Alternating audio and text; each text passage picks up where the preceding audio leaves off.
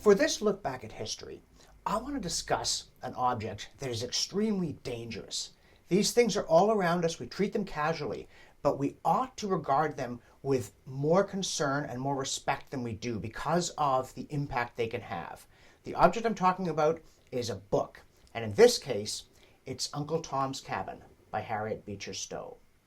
Now, if you follow the unhappy history of race relations in the United States, you'll know that March 20th is the anniversary of President Lyndon Johnson sending federal troops to Alabama back in 1965 to allow civil rights marchers to go from Selma to Montgomery, led by Martin Luther King Jr., pressing their demand that blacks should be allowed to vote. And it's also the anniversary, more than a century earlier, of the founding of the Republican Party back in 1854. The Republican Party didn't just preside over the successful Union effort that preserved the Union and ended slavery, although it by no means established racial justice, but the rise of the Republican Party also panicked the South into secession. This is high politics, this is big history. But March 20th is also the anniversary, 2 years before the Republican Party was founded, of the publication of Uncle Tom's Cabin by Harriet Beecher Stowe. And that, more than anything else, precipitated the Civil War. When Lincoln met her during the war, he apparently greeted her with, "So you're the little lady who caused this big war." And it happened because Stowe was outraged by slavery and the Fugitive Slave Act of 1850. She wanted to galvanize the conscience of a nation, and she succeeded. The book appeared, there had been no advance publicity, though it had been serialized in a magazine. Immediately sold out.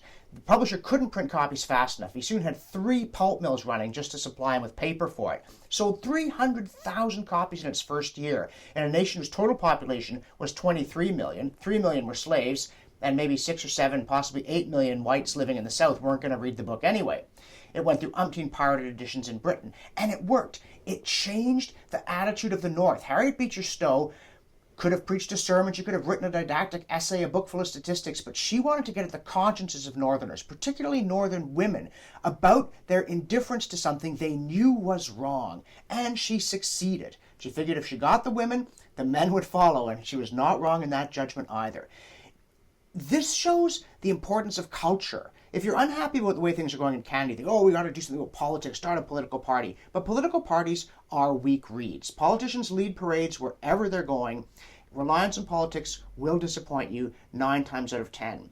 So, what about imitating Harriet Beecher Stowe? What about attending to the culture, especially Caleb Seeling's phrase, instead of culture wars, which are so negative and destructive, culture care. If you think the culture should be different, help make it different. That's what Harriet Beecher Stowe did back in 1852, and it worked in a way that all of us should dream of imitating.